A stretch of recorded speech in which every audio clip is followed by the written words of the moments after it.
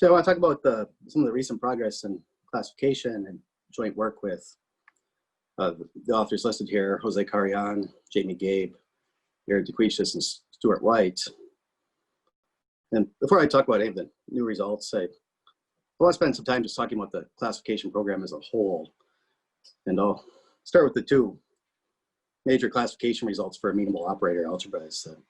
So on the left, this is the famous Kahn-Harup classification of injective factors on separable Hilbert spaces are determined up to isomorphism by their type and flow of weights in the type 3-0 setting. And then on the right is this theorem that's been sort of a theorem in progress, it seems, for about 3 decades now. It's really the whole community effort, large community effort. And it seems it keeps getting strengthened as time goes on. And here's the current state of it now, that simple nuclear Z-stable algebras in the UCT class are classified by their Elliott invariant. So K-theory and traces. And I'll say a little bit more about what the hypotheses are and what the Elliott invariant is in a few slides. But before I do that, let me say it's really meant to be an exact analog of the von Neumann algebra results. So the separable simple nuclear algebra should be thought of exactly as the separably acting injective factors. And you have a classification of such things up to isomorphism. And the analogy here goes much farther than just the classification statements. There's often a lot of structural results on the von Neumann algebra side that have analogs on the C-star algebra side, and even a lot of the ways through the proofs, you can find analogies between the classical von Neumann algebra results and the C-star algebraic, the more recent C-star algebraic results. And so here's one, just for example, that you have Kahn's theorem on the von Neumann algebra side that injective factors are approximately finite dimensional. For C-star algebras in the classifiable setting, at least the stably finite algebras in this class are all approximately subhomogeneous, direct limits of subalgebras of matrices over C of X. Now, purely infinite algebras can't be direct limit of type 1, so you won't ever get everything being limits of type 1s like you do in von Neumann algebra setting, but there are direct limit models in the infinite case too that we won't say anything about. They come from Kunz-Krieger algebras. Right, and for this last one, I just to point out there are actually several interesting naturally occurring algebras in this class. There's been a lot of work on cross-product C-star algebras in verifying the assumption of classification. If you take a free minimal action of an amenable group on a compact space, the cross product will satisfy all the conditions except possibly Z-stability. Z-stability is sort of the hang up at the moment. The result I have here, the Z-stability comes from the recent work of Kerr and Szabo. For groups of sub-exponential growth acting on finite dimensional spaces, you'll get Z-stability in the free minimal setting. Free minimal is just to force the cross product to be simple. Or it forces the cross product to be simple anyway. It's still possible, I think, for this that this will hold for all amenable groups. Some condition like X being finite dimensional is necessary. There's minimal actions of the integers on infinite dimensional spaces of Giel and Kerr, where the cross product actually fails to be Z-stable. And some kind of finiteness is necessary somewhere. Yeah, it's could possibly just be a fact about all amenable groups. Okay, so yeah, I'll say something about the hypotheses here. The ones that are probably less standard are the Z-stability and the UCT. I'm not going to go into enough detail that either is going to make a big difference for a talk, but I'll say a little bit about what these actually mean, and then come back to the Elliott invariants and a little bit of the history, some of the, or at least recent history behind this result. So Z is the James-Hsu algebra. Z-stability means A tensor Z is isomorphic to A, but there's intrinsic characterizations, which I find often to be a more useful way of thinking about this. That, you know, it's really analogous to McDuff's condition for 2-1 factors, where McDuff characterized R stability as, I wrote it here in terms of central sequence algebras, but what it really is You can find, inside M, you can find systems of matrix units, which approximately commutes with some prescribed finite set. That's what if you unwind all the ultra power notation, that's what this says. On the Z-stable side, you want something similar. So the convention nowadays seems to be the upper omega for von Neumann ultra products and lower omega for C-star ultra products. You want, if you could actually find matrix units inside this central sequence algebra of A, you would have that A absorbs a UHF algebra, which is really directly analogous to McDuff's result. That's too strong to ask for in the C-star algebra setting typically, because A very likely doesn't have any projections, and then you have no hope of finding matrix units. But this is a replacement. So you can find these unital maps from the dimension drop algebras into the central sequence algebra with approximately central range.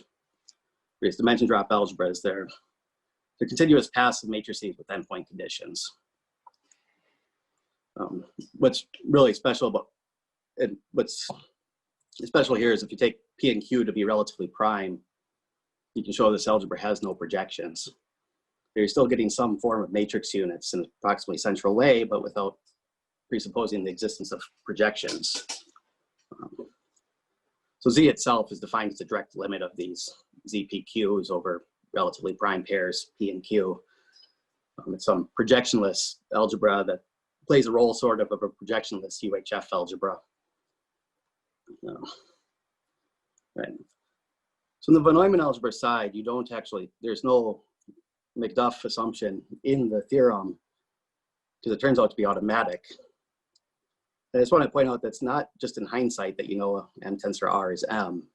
I mean, it follows once you know M is isomorphic to R and you have classification, but showing that injective implies McDuff is actually a critical point of Kahn's classification, that it is a trivial consequence of the theorem, but it also is needed, a prerequisite for the theorem. On the C-star algebra side, there are non-Z-stable simple nuclear algebras. There's examples of Willitson, Toms, and Roerdam in different settings. Conjecturally, though, the only difference is the fact that C-star algebras lack any kind of nice comparison property. You don't have the comparison of, you know, 2M factors, you have comparison of projections. Nothing like that is true in the C-star algebra in general. And conjecturally, if you are in a situation where you have comparison, you will get Z-stability. I suppose I'm implicitly assuming A is infinite dimensional in this conjecture. So this conjecture is known in several cases. I mean, in particular, it's when A has unique trace, it's actually a theorem of Mattui and Sato. And it's known much more generally than that. It's open and full generality still. Okay, that's all I want to say about the Z stability. It's really just, you have a lot of some remnant of matrix units inside of A in an approximately central way, just like with McDuff's condition. The other assumption that appeared that really has no von Neumann algebraic analog is this universal coefficient theorem. The actual theorem, this is the actual theorem behind the universal coefficient, behind the universal coefficient theorem. But as a property, it means A satisfies UCT if these two conditions hold. And somehow the first one is what's more natural. You have some geometric object, the spectrum of D in this case, which models the K-theory of A. And it allows you in any sort of K-theoretic computation, you can assume your algebras are commutative, and that gives you method to algebraic topology. And you know, rewrite any K-theoretic information of A in terms of some like generalized cohomology theory on the spectrum of D, and start computing. The second one, this is a computation of Rosenberg and Choquette, and it's typically what's used. It's somehow strong enough to do everything we can it's strong enough to do all the manipulations we need, and you can use this directly without recreating the topology. So it's, of course, you have all commutative algebras in here satisfy UCT by the first condition, and there's some large class of permanence properties. We currently don't know of any nuclear algebras not covered by, not in the UCT class. And I'll just say the class is actually larger than it looks. Even something like graph algebras, which you typically don't think of as being anywhere close to commutative, every graph algebra is stably isomorphic to a AF algebra across the integers. So you can actually build it from these operations out of the complex numbers. So you get all graph algebras in here. And almost every other example of something in the UCT class we know is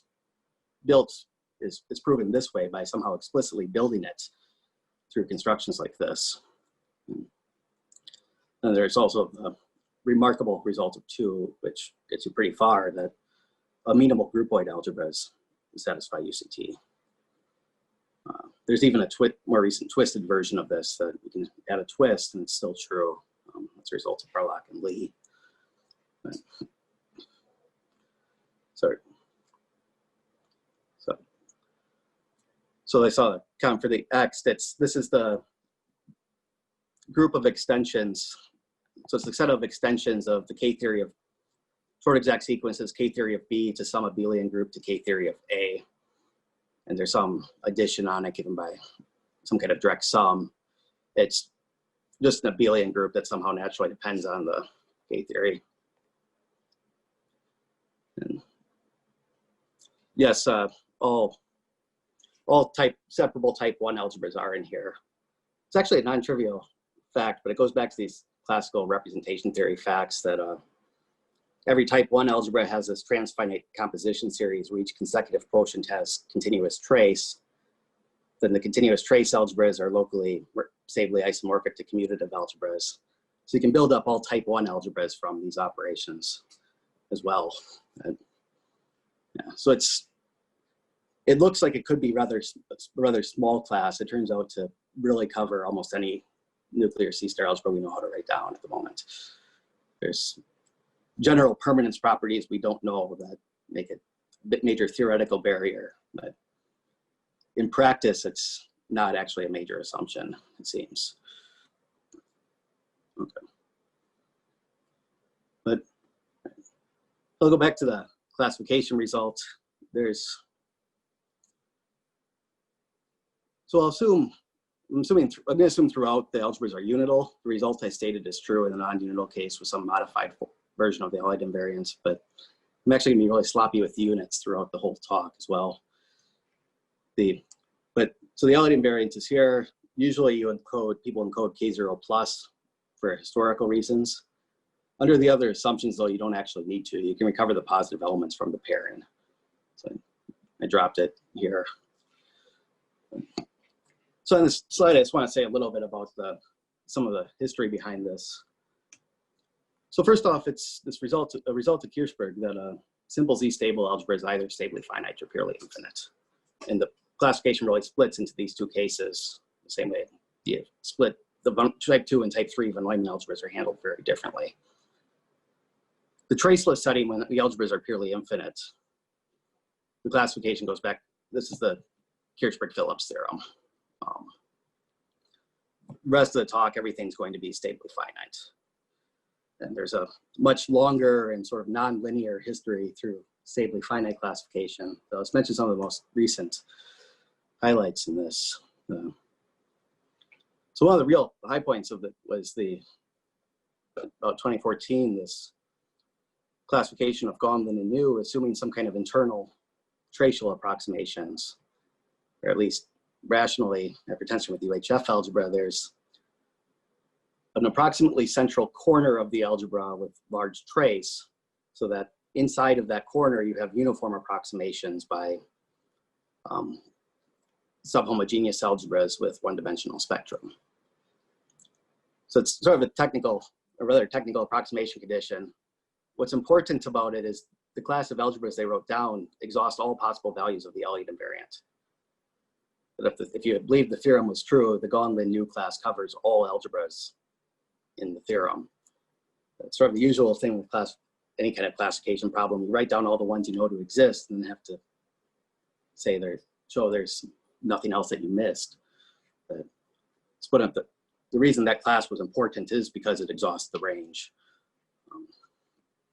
And I think I really view this as the first really definitive version of the classification theorem of Elliott, Gomlin, and New, building on earlier techniques of Venter.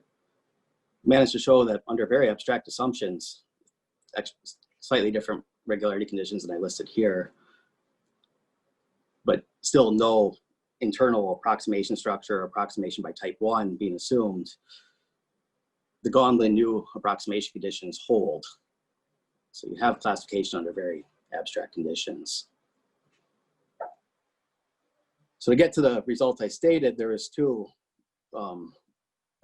major results coming afterwards, sort of independently of classification. That, you know, these two long-standing conjectures are solved, and the extra two conditions in the Elliott-Gaughan-Lin-Yu results were actually redundant. You get the theorems I stated it. This is in the unital case. There's a bit more in the non-unital case. I won't say anything about. We're not gonna. So where we come in is really after all of this.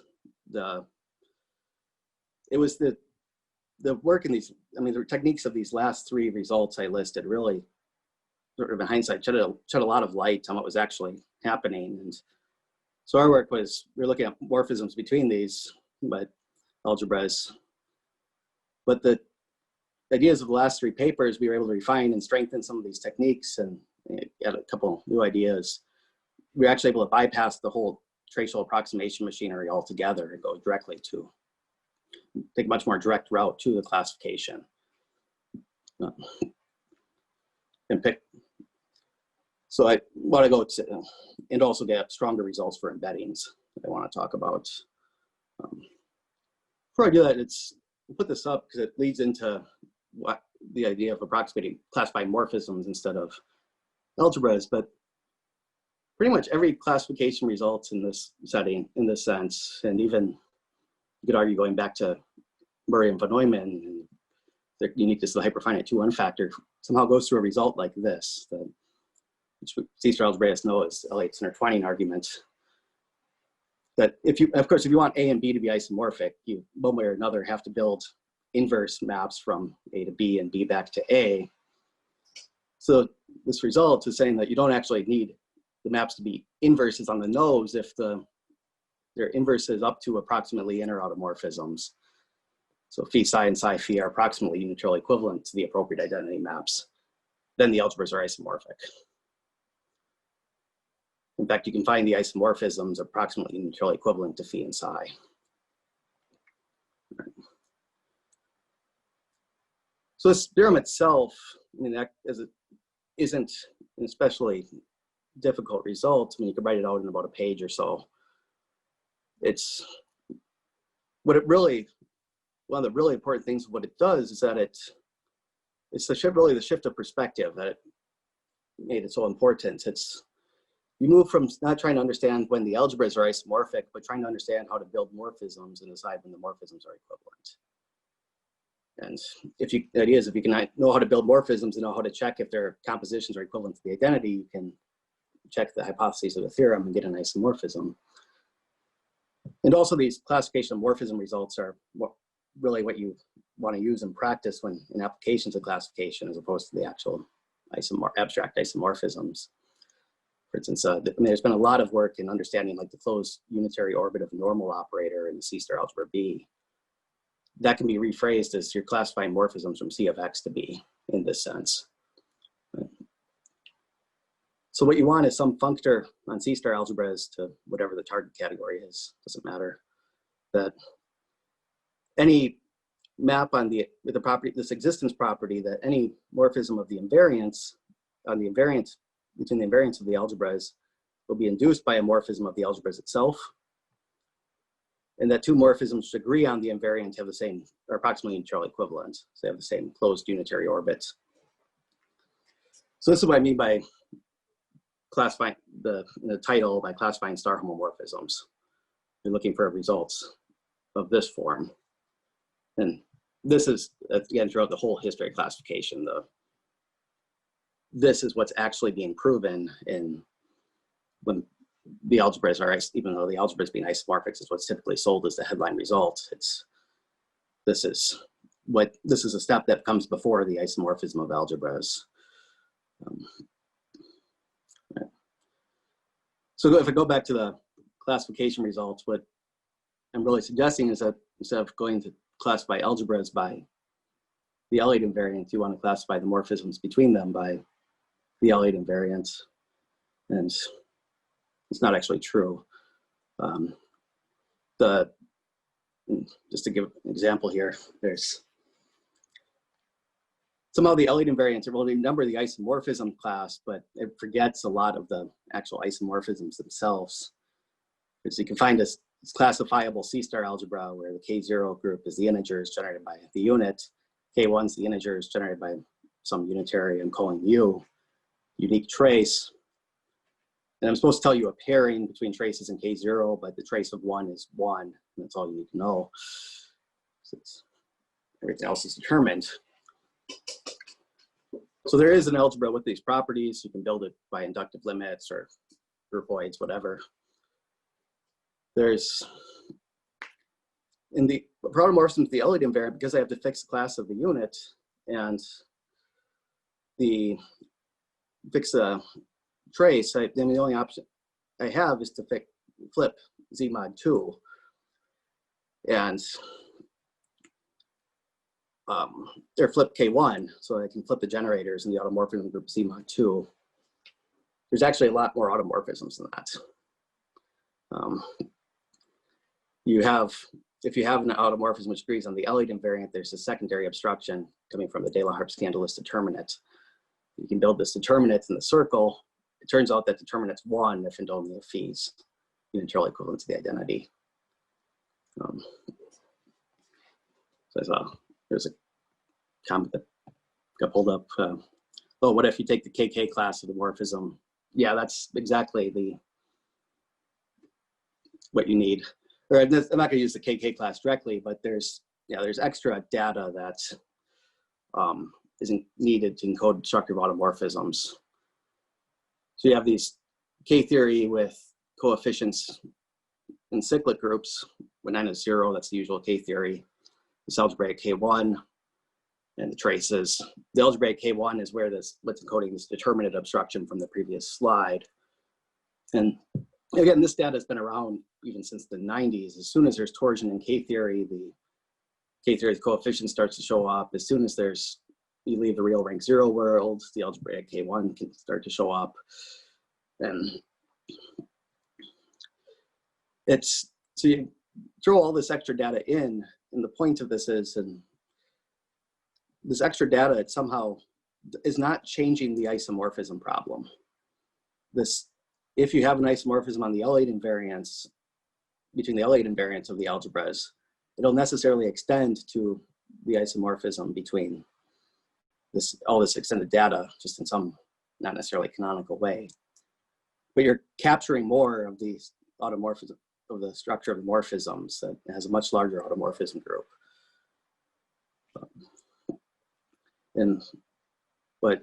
So yeah, getting to the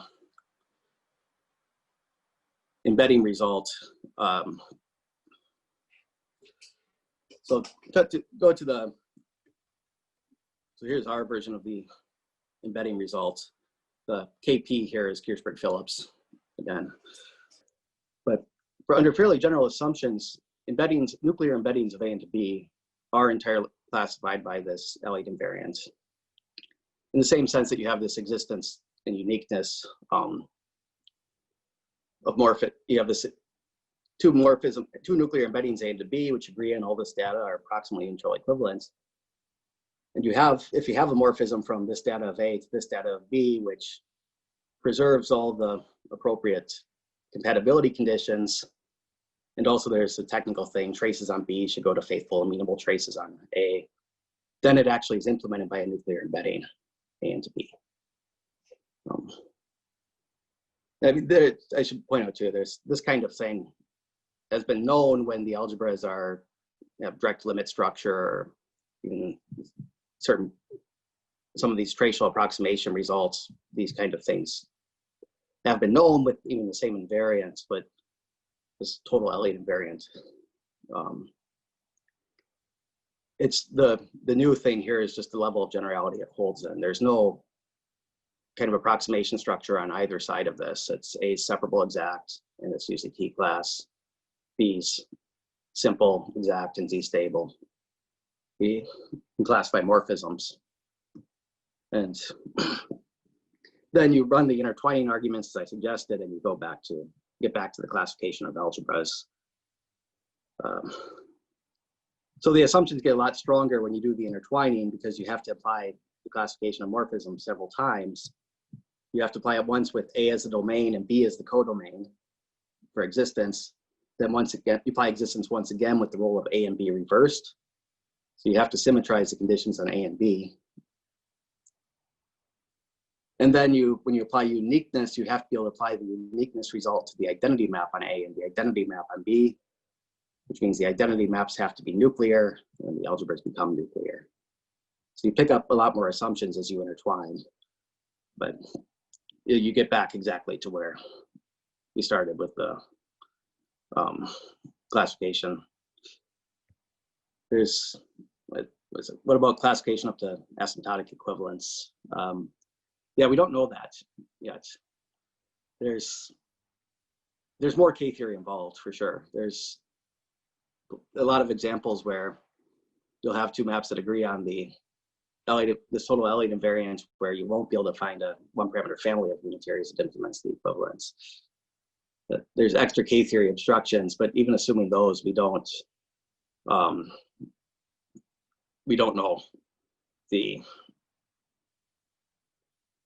classification of the asymptotic equivalence. Yeah. Okay. So again, what's happening then is once you have this classification of embeddings, you intertwine, you get the algebras being isomorphic by this total Elliott invariant. And then the second part is this purely algebraic computation. The total Elliott invariant isomorphisms are equivalent to the regular Elliott invariant isomorphisms.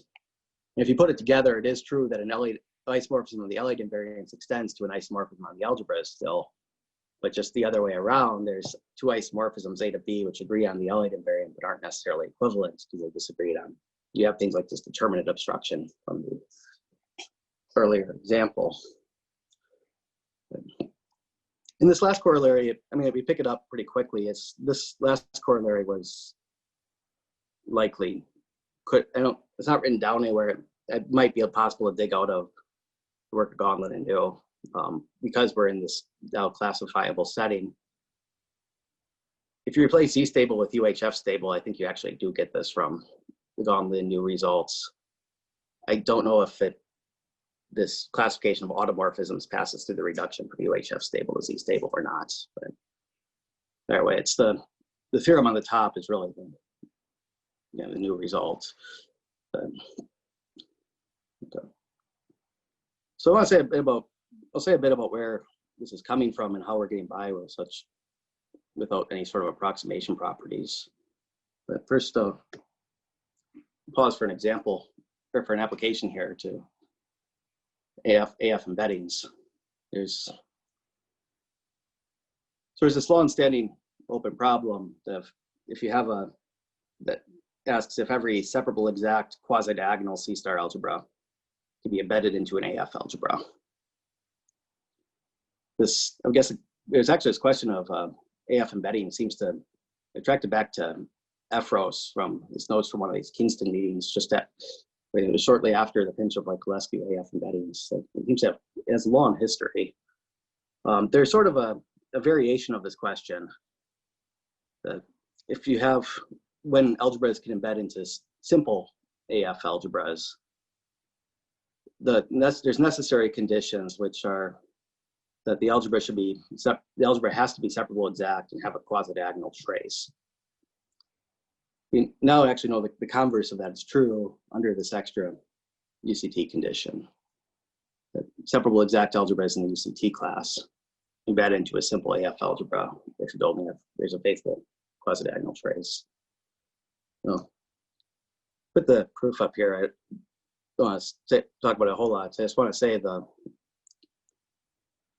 what's really underlies this is, and what I proved actually in this paper, is some preliminary version of the embedding theorem on the previous slide. I have a lot stronger conditions on the codomain because in which is fine because I'm only trying to embed into an AF algebra at the end of the day. But what it really comes down to is it's not so difficult to get a trace preserving AF embedding at the level of the K0 group. It's lifting it, and then once you have the classification result, you take this trace preserving embedding on K0, it's necessarily induced by an embedding of the C-star algebras. So you get an AF embedding of A. Now, if you haven't really dug deep into the classification literature, this kind of feels like a sort of backwards proof where you're trying to embed A into an AF algebra. So you classify all embeddings of A into an AF algebra and then conclude after the fact that one existed in the first place. So what's really happening here is that you're not directly classifying the morphisms into morphisms between C-star algebras. What you're really doing is classifying as approximate morphisms in the sense of the bottom of the slide here, that you have a sequence of UCP maps from A to B, which approximately preserve multiplication in the limit. So now for the AF embedding problem, our starting point is that if you have this quasi-diagonal trace, then in the GNS representation, you find these, finite rank, almost reducing projections. And compressed by those projections, you get approximate embeddings into finite dimensional algebras. In particular, you have an approximate AF embedding. So that's where you start. Now what you do is, now it comes down to you prove existence and uniqueness results in the same sense as before for approximate embeddings. If you can produce an approximate embedding phi n so that all the phi n's approximate the same map on, let's say K0, or whatever else the invariant was, we can start using a uniqueness result to conjugate all the phi n's close together. And if you're careful, you can make it into a Cauchy sequence. Then the limit of that sequence phi n will be an actual embedding A into B. So I encoded it here. It's, instead of dealing with what an approximately multiplicative map looks like on K-theory, you get some approximately well-defined approximate morphism. It's often easier to package it into the ultra power formalism. An approximate map from A to B is really a map from A to an ultra power of B. And what this intertwining argument is really saying is that if you can classify maps from A into B omega, then you can also classify maps from A to B. Now again, I also point out this is also very classical intertwining arguments. There's, even in hindsight, you can argue it even goes back to, if you are familiar with the AF algebra classification, either in the von Neumann or the C-star algebra settings, there's places in the proof where you end up with these approximate matrix units that you perturb to make actual matrix units. So what you're doing there is you have an approximate morphism, and as soon as it appears, you move it to make it an actual morphism. As soon as you leave the setting of, when you're in the setting of algebras which are generated by stable relations, that's fine. If you get to more complicated building blocks and these inductive limits, for example, these perturbation arguments don't work, and you just have to find a way to work with almost multiplicative maps the whole way through the proof. And it's this intertwining argument is what drives that. Okay. But so for the problem at hand, we're trying to classify embeddings of A into B under certain conditions. This reduces the classifying embeddings A into an ultra power of B. And that's what we're actually going to do. So for the time I have left, I'll actually say a little bit about some of the new techniques that went into this, and give you an idea of why we can get by without having any sort of internal approximation of these algebras to start with. So for the rest of this, I changed the hypothesis. Before A was exact, I'm going to make it nuclear for convenience. But for the rest of this, A is separable nuclear, B is unital, Z stable. You can make it simple if you want, it won't matter really. But I want to talk about, so we're trying to classify some the embeddings of A into an ultra power of B. And the starting point for all of this is this, actually, again, classical, is von Neumann algebraic results. You can find it stated exactly like this in various places throughout the literature in various different forms, but it all goes back to classical von Neumann algebra results. That what it says is you can classify morphisms from a nuclear C-star algebra A to a finite von Neumann algebra M, or pi tau B double commutons in this case, up to, in the same sense, by traces. So if you're, let's say, the von Neumann algebra is type 2-1, so you don't have to worry about dimension obstructions, which it will be in this case because B is Z stable. If you have a map up from traces on B, double commuton to traces on A, there's an embedding A into the von Neumann algebra, which implements that. And any two such embeddings are approximately unitarily equivalent, except now in the 2 norm instead of the operator norm, or equivalently in the strong operator topology instead of the operator norm. And this is actually how we avoid finite dimensional approximations, right? This is the first remnant of an embedding A into B we get. And I mean, it feels so general because it has absolutely nothing to do with C-star algebras. You have, if you're looking at maps from A into a von Neumann algebra completion into a von Neumann algebra, you may as well replace A with some von Neumann algebra completion of A. The bidual is convenient, but you really don't need the whole bidual for this, just whatever. I mean, the uniqueness result, you just take the big closures of the image of A in the codomain, for example. But so you're really classifying maps from von Neumann algebras into B double commutons. All the hard work is in the second step. If A is nuclear, A bidual is injective and hence approximately finite dimensional. So you're mapping A approximately finite to hyperfinite von Neumann algebras into type 2-1 von Neumann algebras. That comes down just to comparing matrix units, or understanding what matrix units look like in a finite von Neumann algebra, which goes back to classification of projections. So von Neumann algebraic techniques get in the connection between the Choi-Afros connection between amenability and C-star and von Neumann algebra setting give you this result. The maps from A into a von Neumann algebra. So in the case A has, if B had unique trace, this is actually the only 2-norm classification result we need.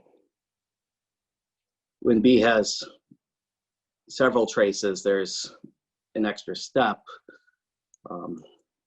This goes back to these tracially complete algebras that Aaron talked about on Monday. You have all these traces on B. Each of them is generating some tracial von Neumann algebra. You don't want to think of these von Neumann algebras independently.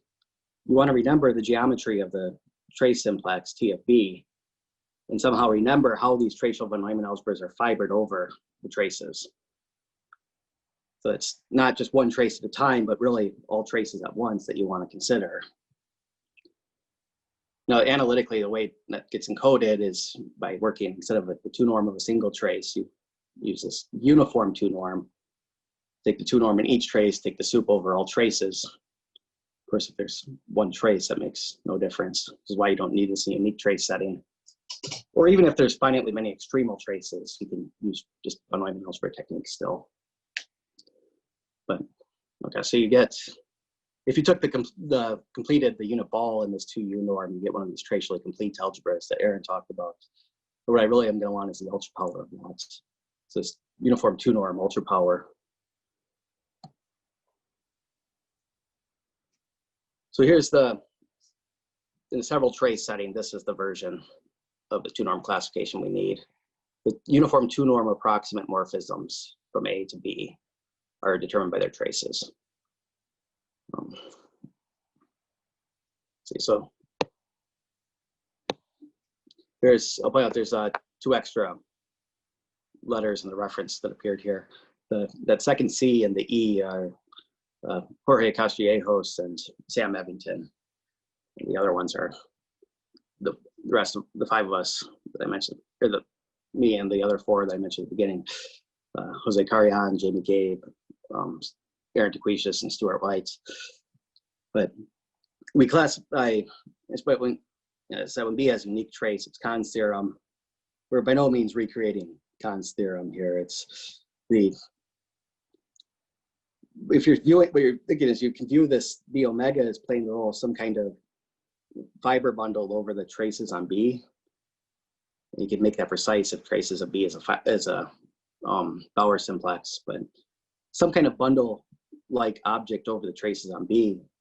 And it's this notion of complemented partitions of unity, Castrejos, Sevington, Taquishis, White, and Winter, that allow one to take these fiber-wise results you get by von Neumann algebraic techniques and uniformize them over the traces. This part depends heavily on the Z stability of B, because we need Z stability to get that these complementary partitions of unity exist. Z stability is kind of overkill for that, but it won't hold in general. You do need some sort of result that says there's a lot of central sequences in B. This is also the result that Aaron mentioned, that we, from the same paper, have that the amenable tracially complete algebras with property gamma are classified by their traces. It's the same machinery that goes into that as it is to here. We classify approximate maps from such an algebra M to such an algebra N in the same sort of way, and run all the same intertwining arguments in the 2 norm to eventually get isomorphisms for amenable tracially complete algebras, assuming we have these complementary partitions of unity. All right, for us, this is what we want: the uniform 2 norm approximation, approximate morphisms, A to B. Right. Okay, so the rest of it then is we have these approximations up to 2 norm. You want to replace a 2 norm with an operator norm somehow.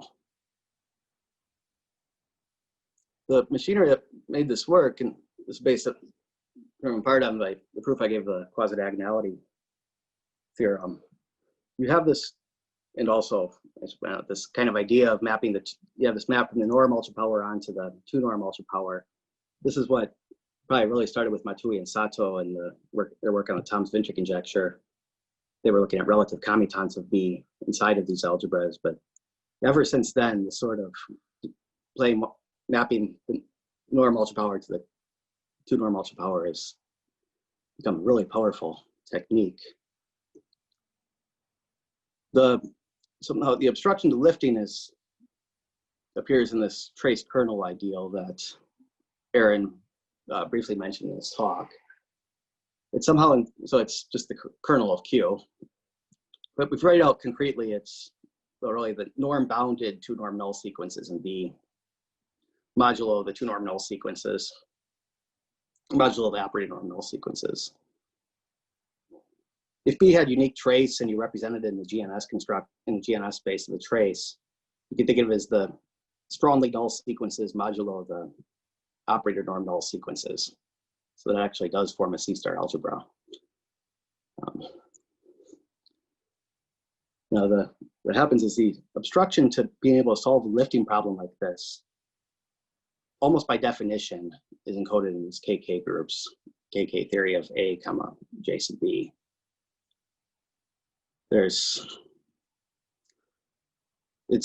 KK theory is sort of defined as a solution to this lifting problem, the same way X is defined as a solution to a lifting problem in BDF theory.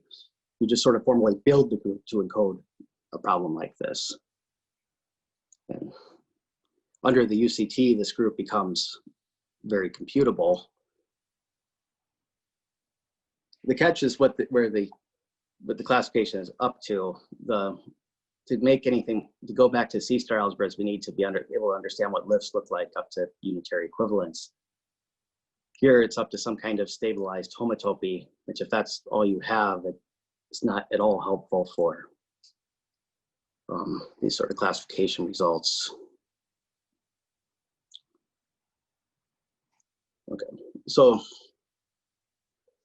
the last main analytic tool is comes in from this destabilization, that you want to remove all the stabilizations, replace homotopy with unitary equivalence. The key result is this notion of the absorbing extension. And so this top row, E, is the preimage of A under the quotient map. So this, you have this pullback extension. Now, it turns out this will be absorbing under some simplicity condition on theta. I won't define what absorption actually means except by analogy. It's Voiculescu's theorem is, in this terminology, is a statement that any essential extension by the compacts is absorbing. Absorption roughly means the conclusion of Voiculescu's theorem is true. And it's the same way in, in the Brown-Douglas-Fillmore theory, when Voiculescu's theorem is the main technical tool for building and manipulating extensions by the compacts. It's what makes the entire theory run. Absorption will play the same role in an abstract extension theory for C-star algebras. It's, of course, harder to verify, and assumptions are much more delicate. There's a beautiful result of Elliott and Kusarovsky that, at least under nuclearity conditions, characterize when an extension is absorbing. And A is nuclear here, that's good enough for their characterization to work. And we're able to, using comparison properties of B that come from Z stability, we can verify the Elliott-Kusarovsky condition to get absorption. And that allows us to run all the same kind of, that allows us to remove all of the stabilizations in KK theory and all the homotopies and work directly up to the unitary equivalence. And so it's in this machinery that we're somehow able to actually classify lifts from A to B up to unitary equivalence instead of, and remove any kind of amplifications or stabilizations. This fullness condition, this is, if A was simple, it'd be automatic. It says that it's the right simplicity condition for morphisms. It says there's no non-zero ideal in A which gets mapped into a proper ideal of the codomain. So if the codomain was simple, it would also be automatic. B upper omega is rarely simple, but as long as you can, but it turns out this theta will be full if and only if the trace of theta is faithful for all traces on the codomain. It's actually it's a condition you can check, and it's under the simplicity conditions on B that if you have B was simple to start with, for instance, it'll hold automatically. Right. So this last slide is just now, if you put the last 4 pieces together, what this gives you is you classify into B the tracial ultra power of B by traces, classified lifts by KK theory, and the 2 pieces together give you classification of norm approximate morphisms from A to B by traces and the sort of infinitesimal KK theory groups. And then if you throw the UCT at this now after the fact, now after all that, you throw the UCT at this and run through a computation, all of this KK data can be repackaged in terms of this total Elliott invariant of A and B omega. That's where all the pieces of the invariant that show up from this computation. And all right, so to end with, I'll just, as I said before, you run the intertwining arguments to go from approximate morphisms to actual morphisms and classify the full morphisms from A to B, or if B is simple, that's just all faithful morphisms from A to B by their total Elliott invariant. And then you run the second intertwining arguments to pass from the morphisms to the algebras, and the classification theorem comes out. And what I said here is in the unital case, this can all be done without units as well by similar methods, just a little bit more care is needed in various places. But anyway, I'll stop with that. Thank you.